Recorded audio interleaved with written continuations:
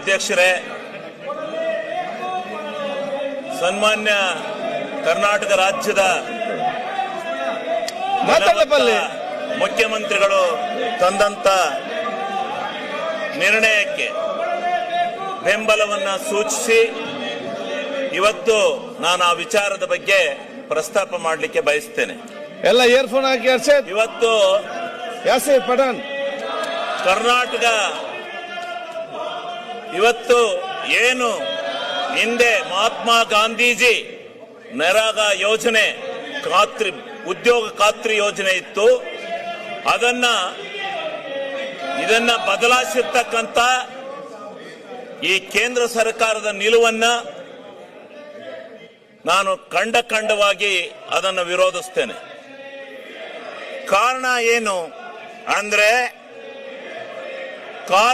ಅಂದ್ರೆ ಇವತ್ತು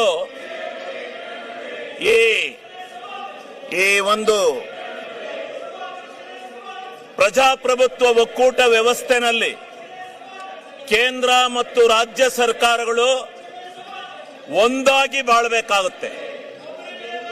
ವಿರೋಧ ಇರಬಹುದು, ಪರ ಕೊಪ್ರಿ ಬೆಂಬಲ ಬೆಲೆಗೆ ಧರಣಿ ಮಾಡಿದೆ ನಾನು. ಬೆಂಬಲ ಬೆಲೆ ಕೊಡ್ಸಕ್ಕೆ ನಿನಗೆ ಎಲ್ಲಿ? ಅಲ್ಲೆಲ್ಲಾರು ಹೋಗು, ಆ ಗುಲ್ಬರ್ಗ ಜಿಲ್ಲೆಯಲ್ಲಿ ಎಂತದ್ನ ನೋಡ್ಕ. ನೀನ್ ಯಾಕೆ ಹಂಗೊಳ್ಳೆ ಕೋಚ್ ಬಡ್ಕತ್ತೀಯ? ಸುಮ್ನಿರು, ಕೋತಿ ಆಟ ಆಡಕ್ ಹೋಗ್ಬೇಡ. ಆಮೇಲೆ ನೀನೇ ನಿಮ್ಮ ಅಪ್ಪ ಕೈ ಕೊಟ್ಟದ್ದೆ, ಇನ್ಯಾರಿಗೂ ಕೊಟ್ಟಿರಲಿಲ್ಲ.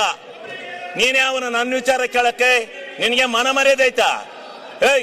ನಿನಗೆ ಮಾನ ಮರ್ಯಾದೆ ಐತ? ನಿಂಗೆ ಮಾನ ಮರ್ಯಾದೆ ಇದ್ರೆ ನೀವು ಇವೆಲ್ಲ ಕೂಗಕ್ಕಲ್ಲ. ನಿಂದೇನ್ ಕೂಗ್ತಾ ಇದೆಯಾ ಅದು ಕೂಗು.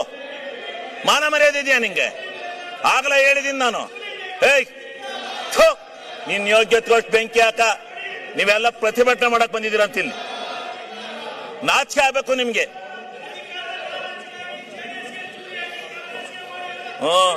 ಹೌದು, ನಿಮ್ಮ ಅಪ್ಪಗೆ ಹಾಕಿದ್ದೆ ಚೂರಿಯ.